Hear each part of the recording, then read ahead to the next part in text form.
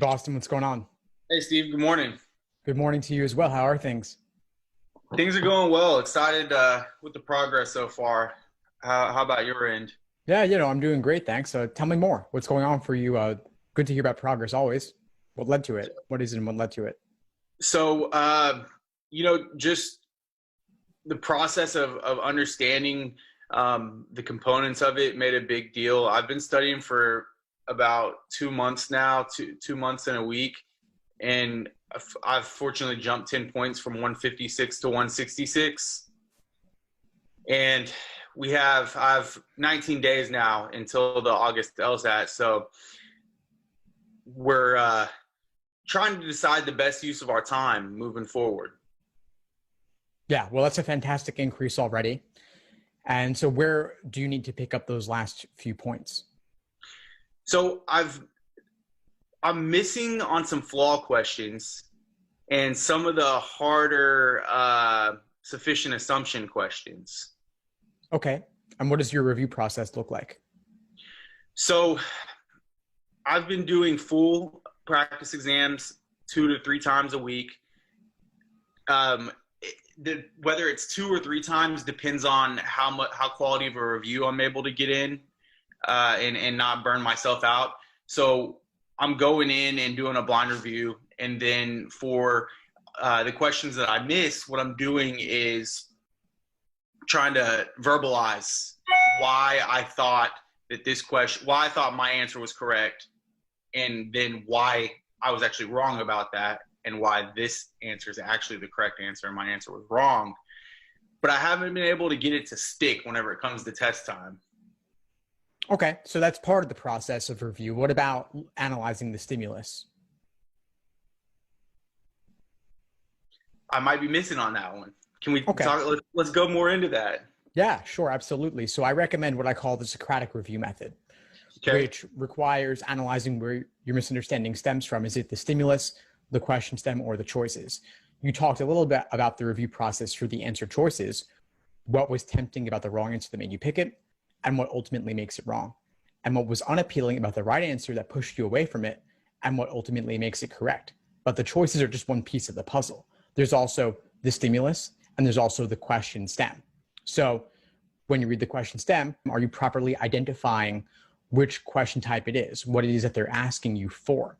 So for flaw questions, obviously, it's flawed. You're looking for the flaw. Are you then taking the time to pre-phrase the flaw when you go into the stimulus? So you read the stimulus. Are you looking to extract that flaw and articulate it for yourself before going on to the choices? So there's a moment to pause and reflect on what is the task being asked of you. Oh, yes, I'm definitely aware that I'm looking for the flaw. I think that, so for example, one got me the other day when it was like the answer, said something like comparing to an implausible scenario. And I'm thinking in my head, well, I can't assume that this is implausible. So little details like that. And I think that I need to tie up probably where my assumptions are within the answers maybe. And that's part of what review can help you do, is to help you find where that line is of what is reasonable to assume and what's crossing the line. Sometimes you can't articulate this theoretically. It can only be done through reviewing a lot of questions and getting a better intuitive understanding. Got it. So could you give me a little more details about the Socratic review? Yeah. So I talked about the choices. We talked about the question stem.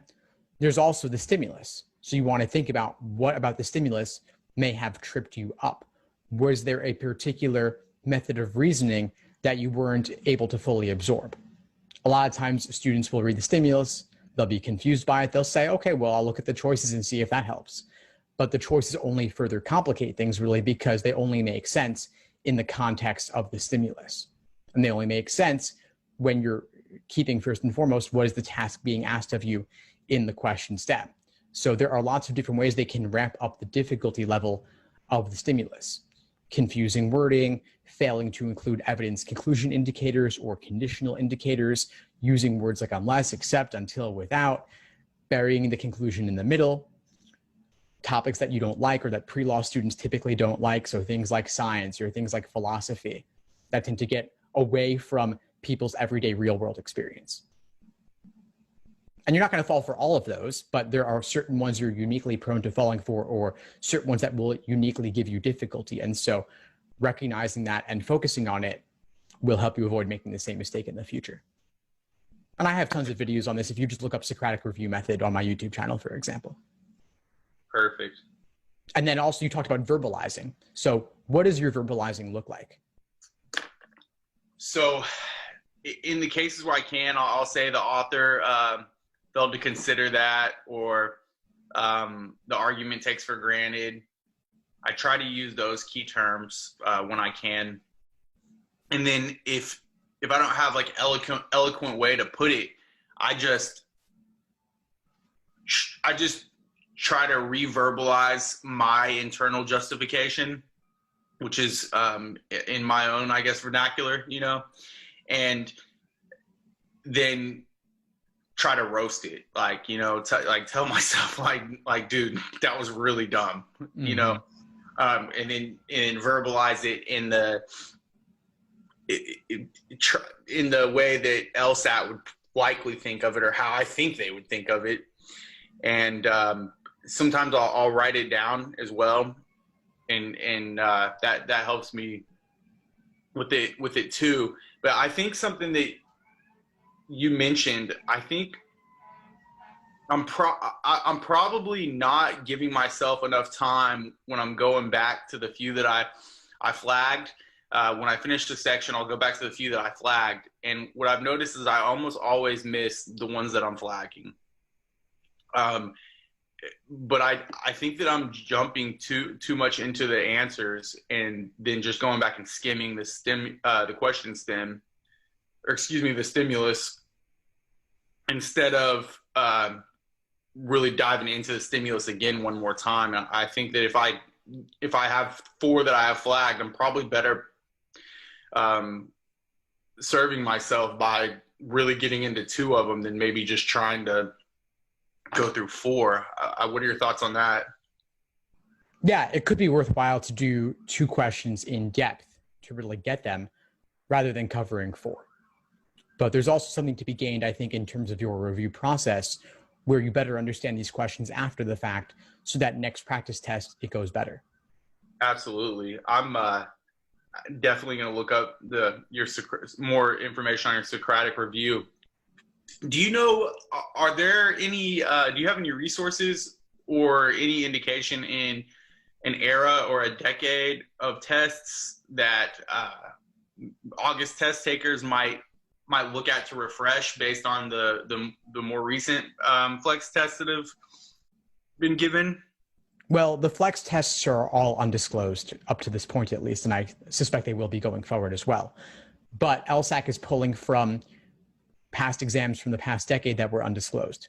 So, as always, more recent exams are more relevant. If you review anything from the past decade, you'll be reasonably prepared for whatever may come your way. So, with only a few weeks left till August, I wouldn't spend time on exams in the 20s and 30s. Those prep test numbers, I would stick with prep test numbers primarily in the 70s and 80s. Perfect. And I know I've heard you talk about it before, but I don't remember your exact position.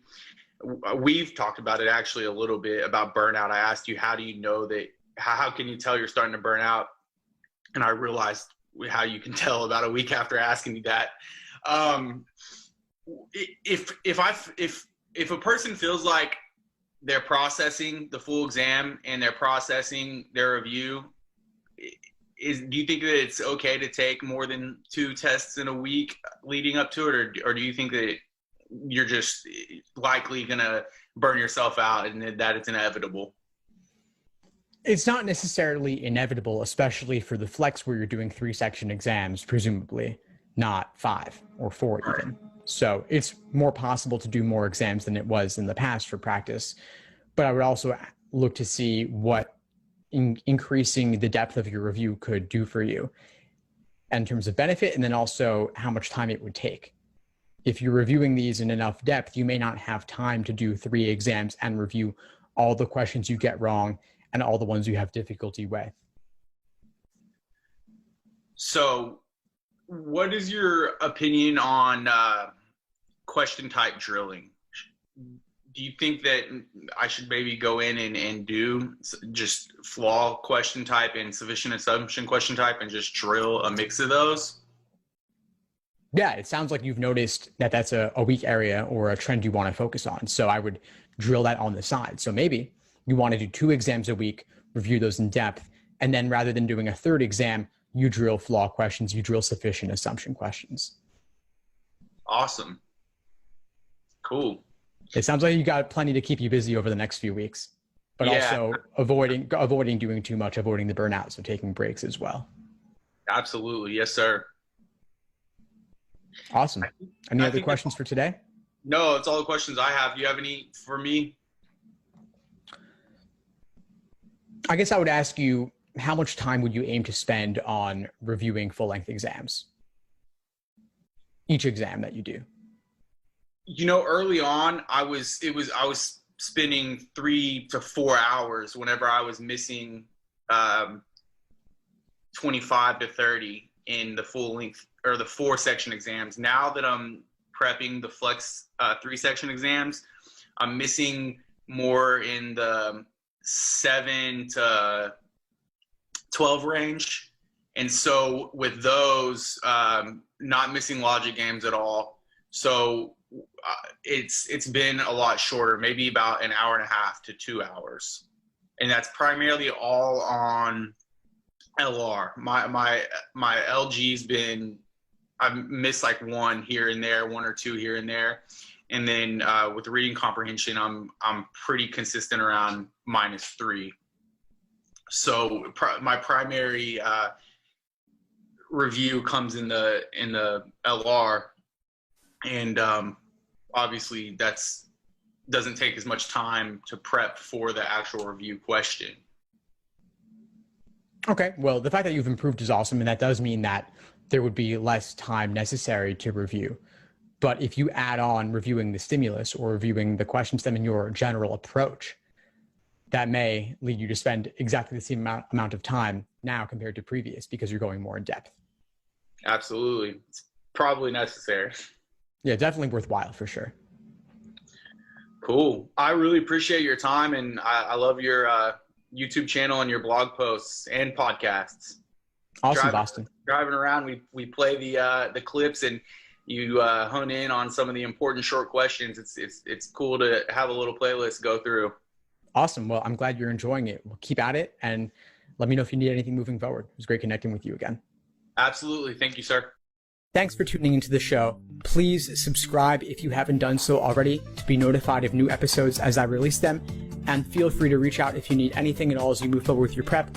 I'm happy to help however I can. In the meantime, I'll wish you all the best and take care.